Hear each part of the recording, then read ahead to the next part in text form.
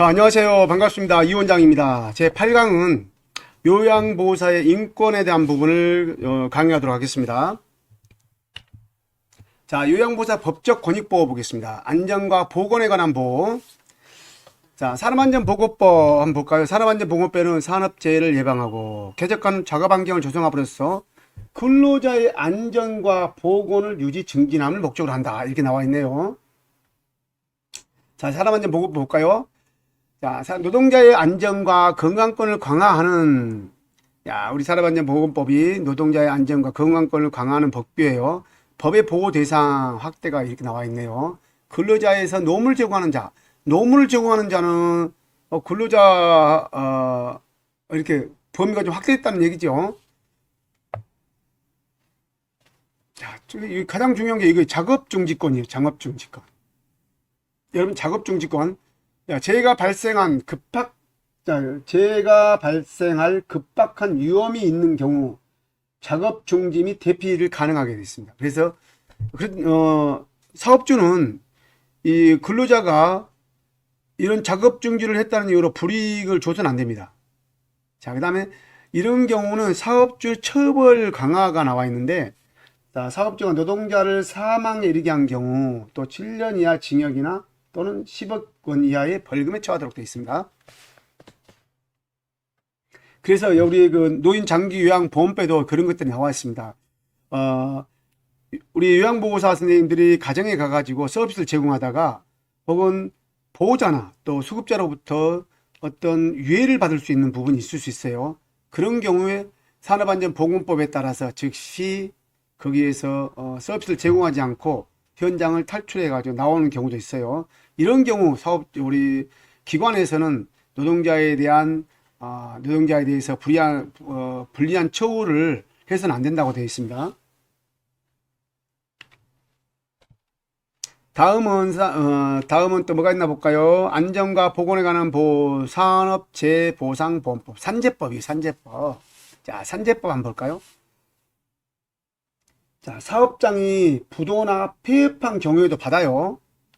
폐업한 경우에도 받고 재요양할 수 있다. 휴업급여, 장애급여 이런 것가 있는데 산재를 당했다는 이유로 해고할 수 없습니다. 아시겠죠? 산재를 당했다는 이유로 해고할 수 없어요. 그 다음에 산재보험금은 세금이 없습니다. 세금. 공과금 부과가 면제돼 세금을 떼지 않습니다. 세금을 떼지 않아요. 그 다음에 급여에 따라서 3년하고 5년에 유효하며, 이게 뭔 말이냐면은 산재가 발생한 시점으로부터 산재 신청은 3년입니다. 그러나 여기 나와 있던 휴업급여나 장애급여, 이런 요양급여 같은 경우는 그 비용을 지불하고 난 뒤로 5년 안에 청구가 가능하다는 거예요. 아시겠죠? 퇴직 여부와 상관없이 받는다. 보험급여는 양도나 압류할 수 있습니다. 여러분 보면은 최저임금에 미달하는 경우 압류할 수 없는 거 아시죠? 그래서 우리나라는 180만 원 정도까지는 통장을 압류를 못하게 됩니다. 기본적으로 인간이 영위해야 할 최소한의 생활비가 180만 원이라는 것이죠. 그래서 또 압류 방지 통장이라는 게 있어요. 압류 방지 통장. 여러분 알고 계셔요? 압류 방지 통장이 있어요. 예방 통장, 방지 통장. 이런 게 있습니다. 이게 뭐냐면은 실업급여나 요 산재급여가 들어오면은 그런 것만 입출금 하는 거예요. 그 한도 내에서만. 그래서 이런 것도 알고 계시면 좋아요. 성희롱으로부터 보호, 성희롱으로부터 보호입니다. 성희롱 구분 및 행위. 자, 성희롱은 육체적 행위가 있고 시각적, 언어적, 기타 성희롱 행위 이런 것들이 있습니다. 그런데 여러분 이거 잘 보셔야 돼요. 육체적 행위에 대해서는 뭐 아시겠지만 육체적 성희롱은 신체를 고의로 부딪히거나 만지거나 특정 부위를 손으로 만지는 행위들을 육체적 성희롱이라고 그래요. 시각적 성희롱은 눈으로 보게 하는 겁니다. 음란한 사진을 보여주거나 혹은 문자를 보여주고 그 다음에 어떤 또 동영상을 보여주거나 그 다음에 상대한테 어떤 특정 부위를 노출시켜서 만지거나 이런 부분들이 시각적 성희롱이에요. 이 시각적이라는 말은 뭐예요? 시각적. 상대가 느끼는 겁니다. 자, 이것은 가해자가 행하는 것이 아니라 가해자가 행하는 게 아니라 피해자가 당하는 것입니다. 당하는 것이에요. 아시겠죠? 사진을 보여주는 거, 피해자가 내가 봤잖아요. 나는 안 보고 싶은데 막 강제로 보여주는 거예요. 그죠? 그렇기 때문에 시각적 성희롱. 자, 언어적 성희롱 볼까요? 농담.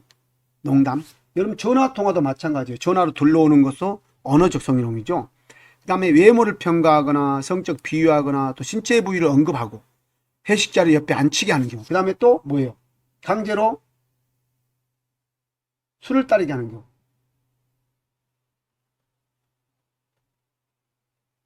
이것도 언어적이죠. 언어로 술을 따르자. 술 따라줘. 이것도 이러지. 그냥 컵을 갖다 대진 않잖아요. 그래요. 컵을 갖다는 경우도 있지만은 그래도 여러분 육체적 성희롱, 시각적, 언어적 꼭 알고 계셔야 돼요. 자, 이러한 때, 이런 성희롱이 발생할 때 어떻게 대처할 것인가 한번 볼까요? 장교양 기관의 기관장은 어떻게 해야 되는가? 요양보호사 등의 요양보호사 직원들에게 종사자들이겠죠. 요양보호사 종사자들에게 성희롱 예방 교육을 1년에 한 번 꼭 시작해야 됩니다. 1년에 한 번. 성희롱으로 인해 피해자에게 불이익 조치는 해서는 안 됩니다. 직원 사이에 성희롱이 발생할 시 행위자를 징계해야 됩니다. 그 다음에 대상자 가족에게 사정을 말하고 시정을 요구해야 됩니다. 만약에 이렇게 되지 않을 경우도, 이렇게 시정되지 않을 경우 기관장은 거기에 대한 다른 대책을 세워야 되죠.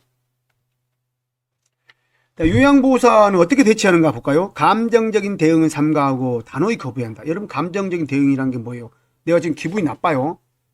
성희롱을 당해서 기분 나빠요. 그걸 갖다가 감정이 나쁘다고 막 해서는 안 된다는 얘기예요. 단호히 거부한다.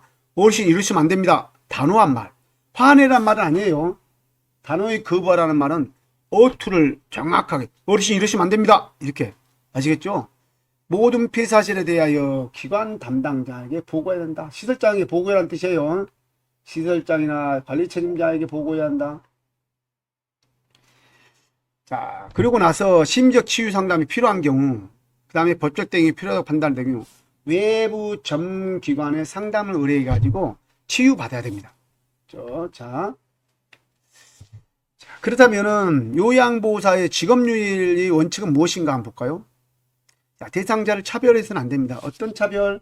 경제적인 대상자가 부유하다 해가지고 잘해주고 가난하다 해가지고 못해주고 이건 아니에요. 또 잘 배웠다 해가지고 잘해주고 못 배웠다 해가지고 못해주고 이건 아니에요. 이것이 차별대우입니다. 이런 건 차별대우지 않는다 그랬어요.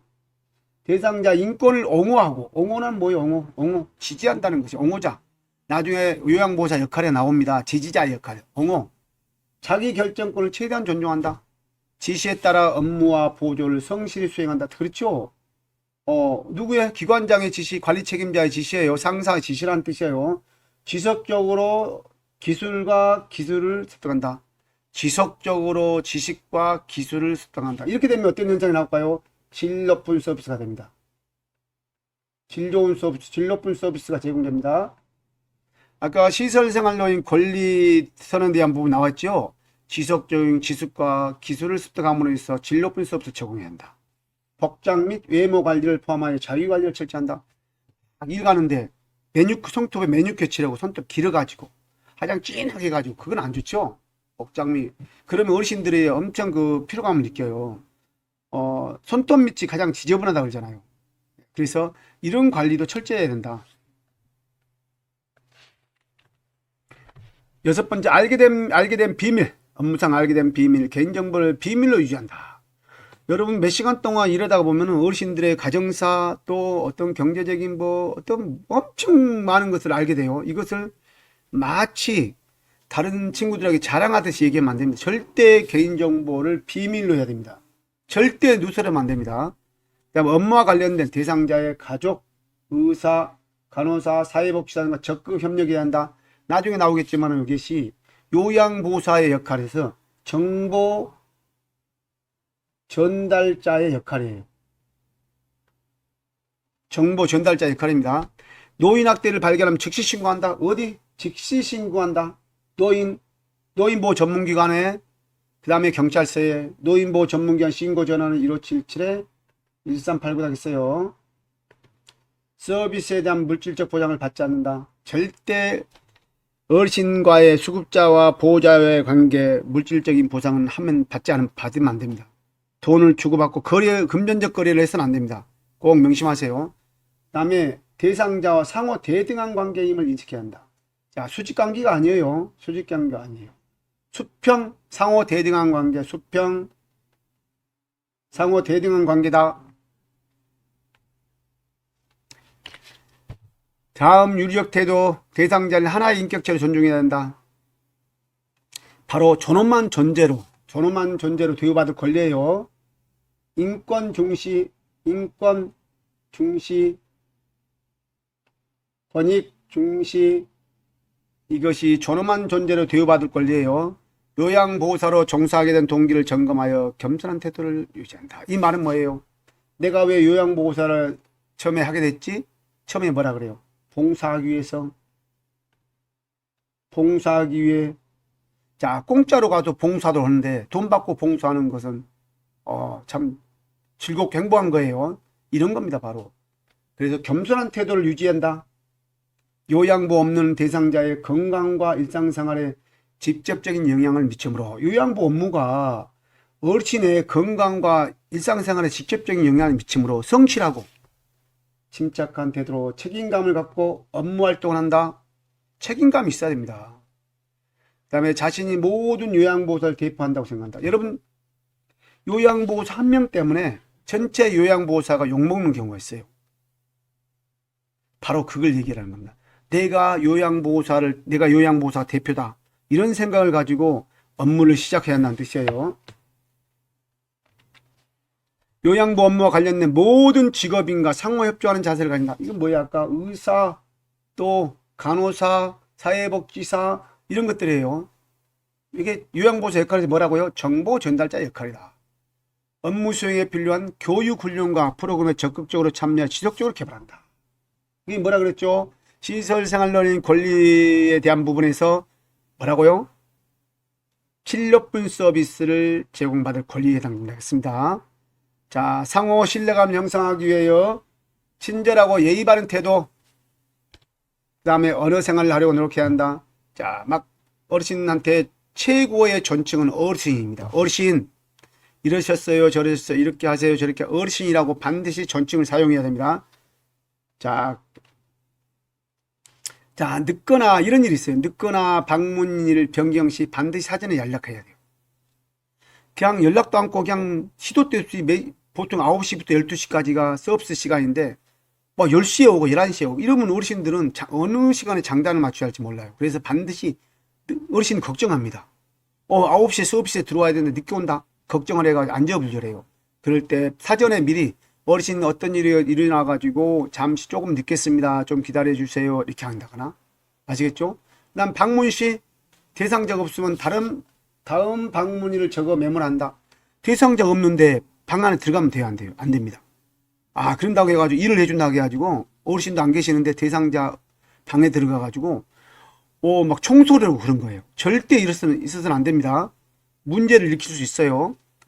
세 번째, 대상자 유아어. 아이고 애기처럼 갓난아이처럼 어린이처럼 대하면 안 돼요. 명령어 이게 저에게 안 돼요. 반말 안 됩니다.